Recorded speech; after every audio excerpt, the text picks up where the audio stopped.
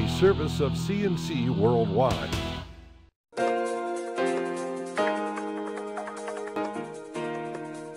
The Daily's Weekend Edition is a service of CNC and Jib Jab greetings. I'm Bud Lowell. Your full AccuWeather forecast is always on top of your CNC local page.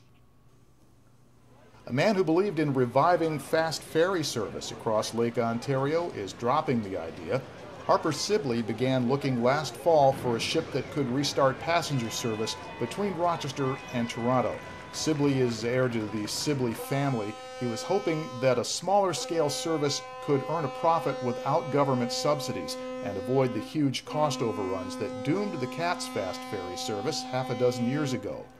Earlier this year, he said he was having trouble finding the right vessel at the right price, and now he says the whole idea is done. You're looking at the Spirit of Ontario here as she left the port of Rochester for the last time in 2006. This high-speed catamaran carried people and cars across Lake Ontario briefly as a private venture in 2004, then as a city-owned service in 2005 after the original operators went broke. The city lost millions of dollars on the deal. Current Lieutenant Governor Bob Duffy scuttled the ferry service soon after he became mayor of Rochester in 2006. And the ship now sails across the Mediterranean for a British company. The Port of Rochester and the ferry terminal are in Rochester's Charlotte neighborhood. That's also where this next item comes from. We all remember the old Mr. Dominic's restaurant on Lake Avenue near the harbor, which is now renovated and reopened as the new Mr. Dominic's. And this is one where the picture is worth 10,000 words. In fact, the picture is the whole story. Here it is. A viewer caught this on his phone and sent it to us. So take a good look here and see if you get what we're seeing. To some people, this looks like the face of Christ has appeared on the dining room wall. Okay, so we had to go over and check this out, and I'm sorry I forgot to balance the camera for indoor light, but just take another look at the plaster work back there in the right rear corner. Owner John Tatchin says this image just appeared after he finished the plastering. I came back the next day on Monday and I turned the lights on, and the image on the wall just was there. I mean, honestly, I didn't see it the night before.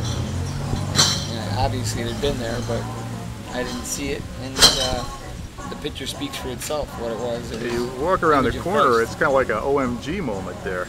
Yeah, it really does. I mean, it's brought, actually people have come in and stopped in their tracks. It's pretty neat, and I've had others that say they don't see it. And Tatchin said he was going to hang some artworks in this corner, but now he doesn't dare. Some people also told us that this corner is where a popular waiter at the original Mr. Dominic's served for some 30 or 40 years. Now, he passed away while the restaurant was closed and before it reopened under the current management.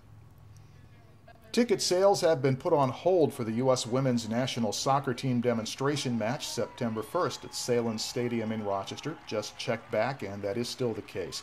With more than 11,000 tickets already sold online by midweek, U.S. Soccer decided to temporarily postpone the start of public ticket sales for the match against Costa Rica while they try to find more seating space.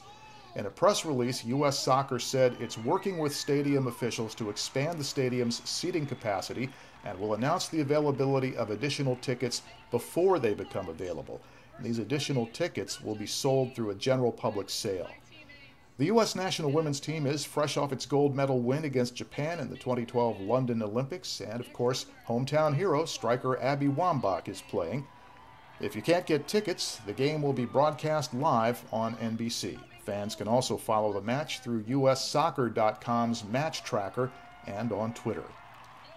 On this page, you can find links to these and other stories. At the bottom, links to post your own news updates, sports, and salutes directly to us. If it's of interest to you, we want to know about it. We'll put it up here. Next news as it happens, updates when necessary. I'm Bud Lowell, CNC News.